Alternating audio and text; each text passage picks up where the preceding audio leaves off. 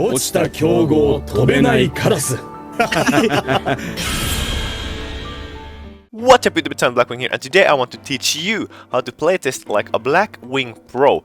But before we jump into the video discussion of today's video, I want to quickly remind you that if you want to become a member and support the channel and see my decklist, see exclusive videos and combos, you can become a diamond member from the description link down below.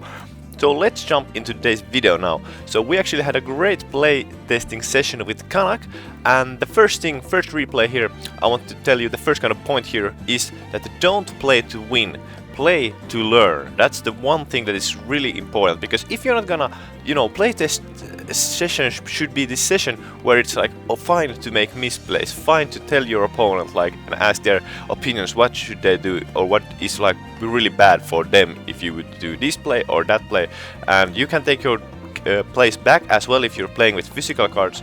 Yeah, so let's jump into this first replay here. Obviously Kanak is playing the kind of like bestial, Horus engine, and I'm playing the Kaliuga version. Obviously Kanak didn't say this out loud, but as I saw him banishing Harmadan, I was already thinking, okay, should I actually Ash here? And this is a play that you don't usually do. For example, in tournaments, I would probably not do this. But here, him banishing Harmadan kind of signals to me that, okay, this is a great combo extender, that his hand probably isn't the best. So this is something that I kind of like tried out here to Ash this, that I wouldn't probably normally do.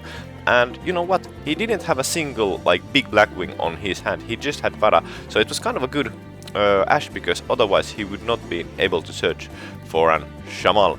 And yeah, try out different things basically that you wouldn't normally do, and sometimes you can notice that they actually will pay. And obviously here when he's playing, doing his combos, I already see that he has Shaga in the graveyard, and I have like a little bit of a poor hand here, to be honest. Like I have to top deck Small World or Simoon to be able to play through the pop. And obviously he has this SP Little Knight here as well. He just banishes this, and it's pretty much like game over from here on.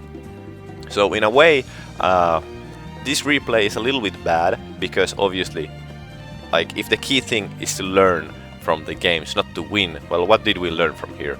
Like, if you go first and you have a good hand, if you go second, if you have a little bit of a bad hand, you're probably gonna lose. And if you go first and you have a good hand, you're probably gonna win, like, yes, sir.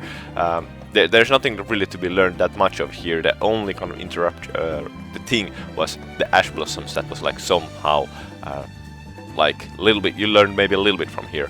But yeah, so this was not a good replay in a sense where you're playtesting, you want to try out new stuff and see how like each deck can kind of play through different interruptions. Okay, so here I go first, and I have my Simoon, and I'll start to combo here.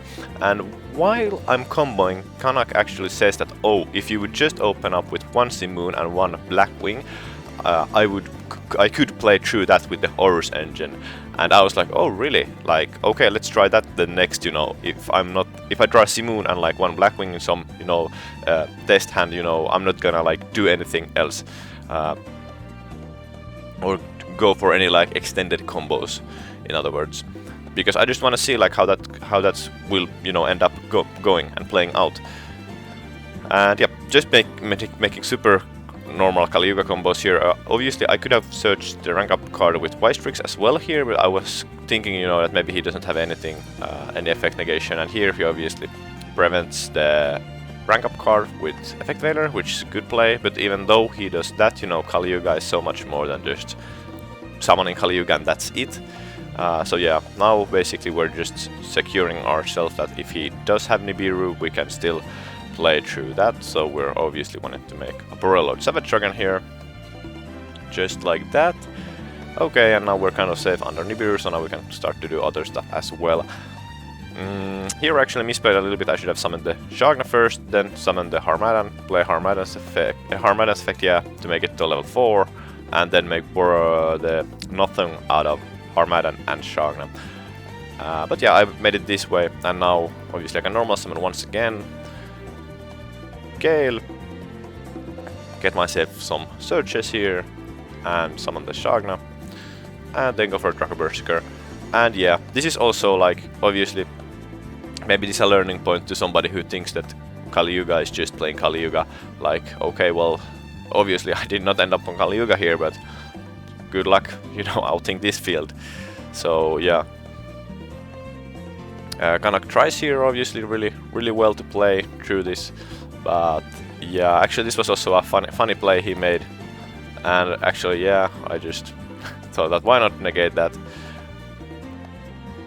Then he went for the Typhoon, but obviously I have Chinook, and that's kind of like game. So yeah.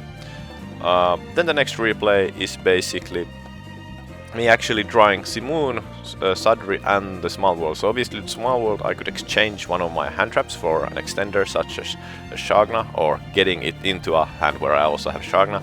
But because of what Kanas told me earlier, that okay, I can play with the Horus engine through, you know, Simoon plus one Blackwing, I'm not gonna go for the Shagna. I just want to see like how he does it, because obviously we want to learn both as much as possible. So that was kind of the idea why I did not make my most best field, you know. And there were multiple occasions where obviously in this replay as well, like you will see, I will not even try to use my Ash Blossoms, because like I just want to see how well he can break the board with me, you know, making a specific like condition for him to kind of like counter, if that makes any sense.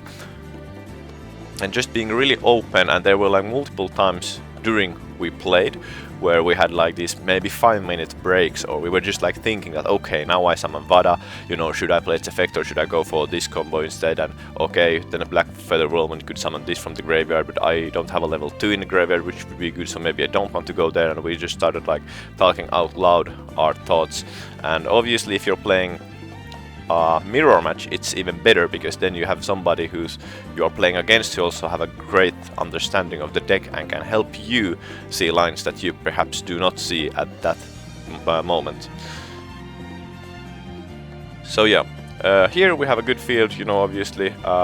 Yeah, Boreal Storm, Savage Dragon, Arsenal Falco, and Black Winged Dragon. And obviously he got, you know, stopped my Kaliuga again, but you know, I have 3 hand traps here, so yeah. He tries to negate the Boreal Savage Dragon, and you know, this is also like kind of played this really well, not gonna lie. So he got his Shagna here, I draw on Lockbird him here. Obviously I could have played the Ash Blossoms, but I was just like, yeah, I just want to let him like go forward with his combos instead of like trying to just win and stop. I just want to see like how this plays out. That's why I let him play. The Chinook is also, I just leave it to hand for SP Little Knight, because obviously when this batter comes, you know, he can already play that.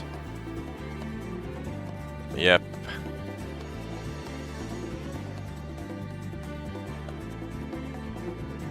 Goes for Chaos Angel and Black Winged Dragon and this batter. Yes, and this is also something, you know, this board looks kind of bad for me right now, and obviously Kanak misplayed here also a little bit, because he told me that, oh, I should have gone for SP Little Knight, but it's fine, you know. Then he could have banished the Black Feather Whirlwind. This is also one thing that people say that, okay, when the Kaliuga, it doesn't have any mid-game, it can't recover and, you know, stuff like that.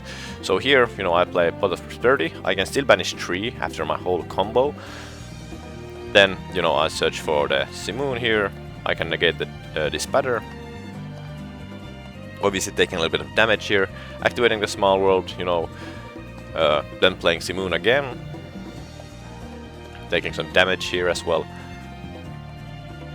Getting the Shagna, you know, going here for Draco Berserker, and here obviously I can play the Black Feather Whirlwind. Now when I summoned Hog the Joe, I actually still have a Shamal in my graveyard that I could activate to get something to my hand, but because of I played a Pot of Prosperity, I know I can't OTK.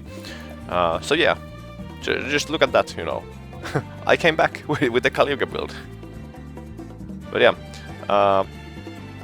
then obviously I cannot finish Kanak off, and because of my life points, you know, now we can see that if I would have played the Shagna, I would have actually lost right here because of the Whirlwind. But yeah, then obviously Kanak has the Whirlwind and Sadri, and because of the Whirlwind being Chainlink 1, I cannot banish it with Draco Berserker, and he has an easy way of winning, just going for nothing and burning me, as you will see. Yes. But yeah, actually, this playtest session was really friendly, and we just tried to learn as much as possible from each other's decks and how they work, and we got quite interesting results from the game. So actually, not a single game was won because of the Horus engine, or because I dropped Kaliuga and won by that. So that was really interesting. So it was more of this like engine versus engine game, and in these games, for example, you just saw in this game, Dissipator and Chaos Angel were really strong against Kaliuga. Like there were multiple games where, you know, I made my field, Kanak negated my Rusty or something that I could not go into Kaliuga, and then he, you know, started breaking my board with Dissipator and Chaos Angel. He couldn't OTK me though. Then it was my turn, and for the Kaliuga build, it was really hard to get over 3,500 monsters. But yeah, and also what I think Kanak learned from the playtesting session was that the Kaliuga version plays really well under Nibiru. Like there were multiple occasions where I just like ended on a like it looks like a bad field when you have like Arsenal Falco without any material and like really subpar field, but he had to Nibiru because if he doesn't, you know, I can just summon Kaliuga, and then when he Nibiru'd at the end of main phase 1, I could still go for a normal synchro board at the end of main phase 1 and be like, okay, your turn, and he's like, oh no, now I have to play through this. But it's like, do you want to rather play a true Kaliuga or, you know, a synchro board? It's your, you know, up to you to choose. But yeah. So, if you have any comments, please comment them down in the comment section below. This was kind of like a little bit theory maybe of how you should playtest, and it's also really important obviously to get that playtest friend group where it's like okay to playtest, that it's not like super competitive, and you know, just trying to learn as much as possible, and it's okay to try out new things, it's okay to make a little bit of misplays, questionable plays, and so on. But yeah, if you have any comments, please comment them down in the comment section below. And yeah, if you want to become a member and see my deck lists and exclusive member-only content, the link is in the description down below. Thank you for watching, and I'm out. それでも一人じゃなくなったあいつは強いよ。